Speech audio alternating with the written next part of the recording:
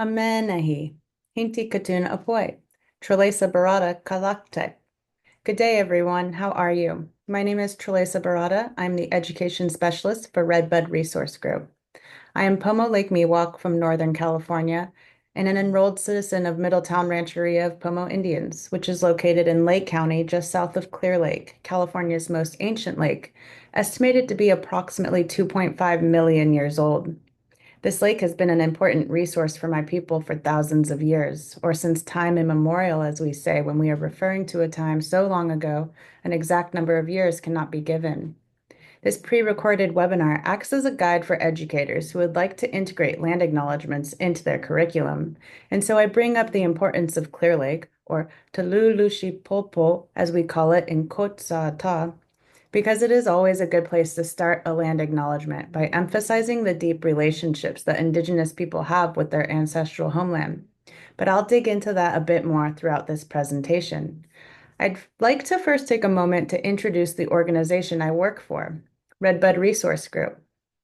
If you're not familiar with us, we're a very small Native-led organization based in Sonoma County. Our office sits on the traditional homelands of the Southern Pomo people, in a place today we call Santa Rosa, California. Taylor Pennywell, Redbud's executive director, standing in the center of our team here in this picture, and her cousin Maddie Espinoza co-founded Redbud in 2020 when they both had grown tired of seeing Native people being neglected because of the severe lack of representation in schools and health spheres. The work we do at Redbud ultimately aims to improve public health outcomes for Native American communities through education, research, and community partnership. In my position spearheading the education side of things, I work to improve positive visibility for Native Americans in schools by sharing Native authored resources with teachers and facilitating professional development workshops around curriculum written by Native educators. When Native students see themselves represented in their school materials, they develop a sense of pride for who they are. They perform better in school because they can relate to what they're learning. And they move through life knowing that dominant society recognizes their indigeneity to this place, feeling empowered and equipped to tackle the many challenges that stem from settler colonialism, including the critical ecological challenges we face as a direct result of removing Indigenous people from the land. So all that being said, let's jump into the topic of the day, land acknowledgements. This presentation will answer the following questions. What is a land acknowledgement? Why are they becoming more popular, and where do they fall short? Why is it important for students to practice making land acknowledgements in school? And how can I use existing resources to help guide students to create a respectful, well-researched land acknowledgement? First, let's take a moment to talk about what a land acknowledgement is. A land acknowledgement is typically a formal statement that is given at large gatherings, important meetings, and other types of events that are meant to encourage non-Native people or settlers to recognize the enduring presence of Indigenous peoples on the land where we live and work. As I mentioned in my introduction, land acknowledgements should acknowledge first and foremost the historic relationship between local tribes and their ancestral homeland. A more thorough land acknowledgement might also mention some of the impacts that settler colonialism has had on local Indigenous communities. Here's an example of a very basic, straightforward land acknowledgement. They've begun by leaving space for the name of the school or institution that is making the land acknowledgement. They also included the term unceded, which acknowledges that these specific lands were never negotiated through a treaty, as seen in other places of the U.S., which means that they were technically stolen from the ancestors of this tribe. They've made use of both their specific band name, the Ramaytush, and their anthropological language group that they share with several other Bay Area Ohlone tribes. This acknowledgement includes a statement that emphasizes the enduring presence of the Ramaytush people in this area. There are many different ways one could word this. And finally, it includes the region that the group is referring to as it is called today, which in this case is the San Francisco Peninsula region. As basic as this example is, you still might be able to tell that some serious thought and even likely some research went into this. Keep this in mind as we move through the rest of the presentation, because this part is really important when we're considering creating a land acknowledgement. You may have heard a land acknowledgement before, or your school might even have adopted a land acknowledgement that lives on the school website and is spoken at the beginning of assemblies or sporting events.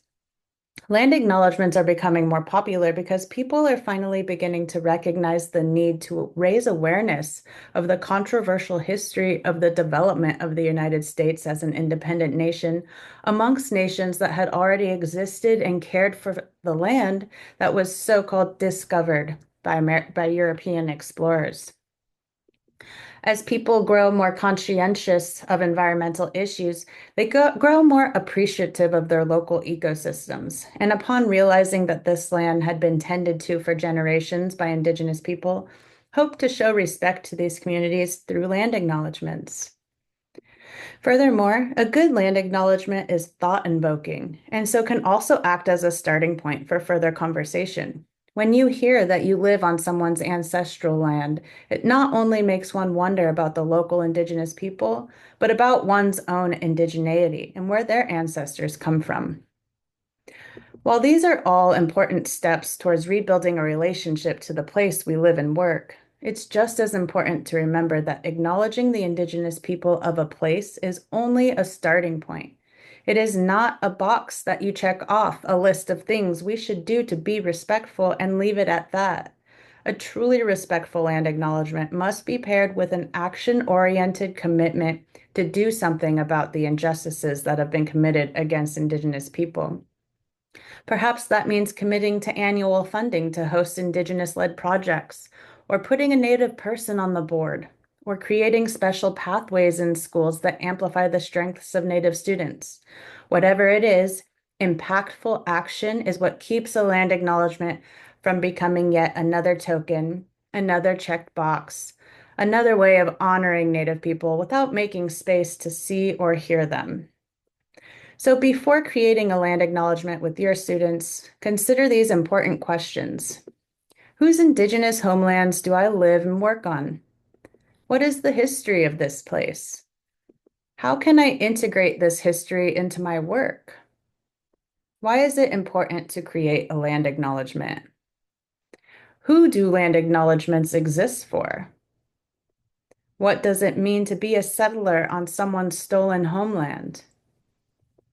What is my commitment to local Native people beyond land acknowledgement? Once you've considered the answers to these questions, you're ready to begin the learning journey required to make a respectful and authentic land acknowledgement. We encourage you to take this journey with your students. Schools are a great place to introduce land acknowledgements because it can be done communally and are perfect jumping off points for bigger, more creative student-led projects. First, we highly encourage teachers to become acquainted with some of the basics. This is an invaluable resource created by Redbud's co-founders, and I reference it all the time, not just in education spheres, but to people working in all sorts of environments. It's called Seeing Our Native Students. It comes both as a PDF and as an animated video series. They're only a few minutes long and cover some of the overarching must-know facts about Indian country and your Native students. They cover so many important topics like forced assimilation and federal policy, the large spectrum of contemporary Native identity, issues with harmful stereotypes and assumptions about Native people, and so much more. If you have time, I'd like to invite you to pause this video right now and visit our website, www.redbudresourcegroup.org/video guide, and watch video 2. Where are we? This will be the perfect segue into our next portion of the presentation. Let's look at some of the key takeaways from this video. Knowing whose ancestral land you live and work on is an important step in becoming an ally to Native people. Unless you are ancestrally Indigenous to a piece of land, you are a guest on that land, and as such should act as a good and respectful guest. Every place has ancestral names that precede Western ones. Many locations in our communities hold cultural importance for local Native peoples. So, who are the local Indigenous people that live within your community? If you live in an urban area, such as Los Angeles or San Francisco, then it is likely that a large portion of the native population belong to various tribal communities from across Indian country and from Central and South America, who we also consider our Native American relatives. But there will always be a specific tribe that is indigenous to that place, no matter how intertribal a community may be. So to start, if you haven't done so already, visit nativeland.ca. Be sure to read the disclaimer, and then go ahead and enter your zip code.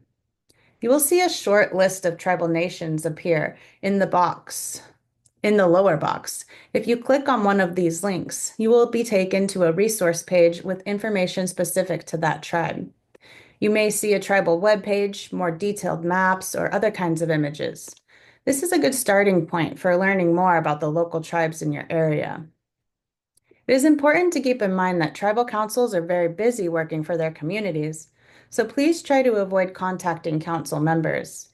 If you would like to begin building a relationship with the local tribe, it is best to first look within your own schools for students who may belong to that tribe.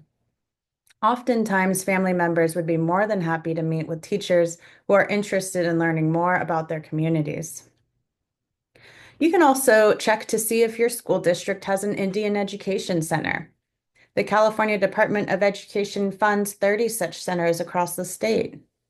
For a comprehensive list of these centers and their locations, you can refer to the directory provided on the California Department of Education's website. Additionally, the San Diego County Office of Education provides significant support through initiatives like the Native Ways of Knowing Professional Learning Series, which fosters culturally responsive teaching and learning about California's Native peoples. They also facilitate collaboration between schools and tribal communities to support American Indian students. Now that you can name the local Indigenous people of the place you live and work, you can begin the process of creating a land acknowledgement with your students. And it is a process. It should not be something you do in one lesson and check it off your list of culturally responsive teachings for the day. We are always on Indigenous land, and so it is important to reorient your understanding of the world in which you live by remembering every day that you are a guest on the land and that Indigenous people are still here and will continue to live here in good relationship with the land. To help you better understand what it means to live and teach in this frame of mind, a Native scholar and parent, Dr. Leilani Subzalian, thought up 6 orientations, or the 6 Ps for short, in response to curriculum that repeatedly stereotyped, misrepresented, and sometimes blatantly objectified and demeaned Native peoples. She observed this as her own children were going through the education system, and so she had the idea that any unit featuring Native American people should include elements of each of these orientations. You can actually teach the 6 Ps on their own. The California Indian Museum and Cultural Center created a set of slides you can use in the classroom. Their website is another great place to turn to for Native curated educational materials. My very first project for Redbud was to create a unit that focuses on each of these orientations. I call this unit Native Perspectives Everyday Lessons, in hopes that they can be integrated into your existing curricula. They're designed so that you can take the skeleton of each lesson and tailor them to your local area. I'm going to quickly introduce each lesson. As I do, feel free to pause the video following each slide to explore this resource on our website, www.redbudresourcegroup.org. The first P orients curriculum in place. And so lesson 1 is titled Understanding Where We Live and gives students a chance to better familiarize themselves with the local geographic features of the place they live and go to school. This is a great lesson to use at the beginning of the school year when students are learning how to read maps, and it immediately sets the tone for the rest of the year, that we are on Indigenous land, and we will continue talking about this all year long. And why is it important to start with geography? For one, this is a great place to introduce the concept of a land acknowledgement. But remember, a land acknowledgement is meant to be just the beginning of something more impactful. The ultimate goal is to help students build positive relationships with the place they live, And to do that, we have to decolonize, or we prefer to say indigenize curriculum. And to do that, we have to understand Indigenous places. Indigenous places pre-exist colonial boundaries, so the activities in Lesson 1 are meant to get students thinking about the land they live on. What did the river look like before it was dammed up? How far did local Native people have to travel to get to the ocean? What were the names of these places before settlers renamed them? More and more teachers are hoping to incorporate traditional ecological knowledge into their science lessons. But what most people don't realize is that TEK is just a fancy concept for a holistic understanding of the world. So you cannot teach Indigenous science when operating within colonial geographic understandings because it's an incomplete picture. To create a more complete understanding of geography, we have to incorporate both Western and Indigenous understandings of geography. This is the only way to realize the ongoing impact of our changing relationship to place. The second P orients Native Americans in the present day. We are still here, and we all experience modern life differently. Lesson 2, Our Native Neighbors, provides students with a contemporary portrayal of Native Americans connecting their ancestral traditions to modern times. Students apply 3 important values: respect, reciprocity, and relationships to their local Native community members. The third and fourth Ps aim to challenge power dynamics within curricula by incorporating Indigenous perspectives. Native communities have been targeted and stripped of power by colonial forces, but we also have the ability to restore power through cultural revitalization. Native perspectives should be included in all subjects. Native perspectives require us to question our underlying assumptions about how we understand the world we live in. More importantly, though, it requires us to make space for Native voices. Lesson 3, Lessons of the Past, shares with students an Indigenous perspective of California history through the personal stories of the tribal peoples of the coastal and redwood forest regions of Northern California. To tailor this to your local area, find an article or video that discusses the specific colonial history of your community and how that community is reclaiming their power through revitalization efforts. The fifth P emphasizes political nationhood. Tribal nations have inherent sovereign rights, even though the federal government has stripped many of those rights. We can support tribal sovereignty by teaching about tribal nations and what it means to govern ourselves. What basic needs need to be met to live happy and healthy lives? Lesson 4, Traditional Foods and Tribal Sovereignty, gives students a basic understanding of tribal sovereignty, why it is important for Native communities, and how Native peoples are using their sovereignty to combat serious health problems. Students will practice empathy through stories and create their own story that illustrates what they have taken away from the lesson. The final P stands for partnerships. It's important for us to remember that we are all on Indigenous lands. So we have a responsibility to show respect for their homelands. And the best way to do that is to become strong allies to your local Native communities.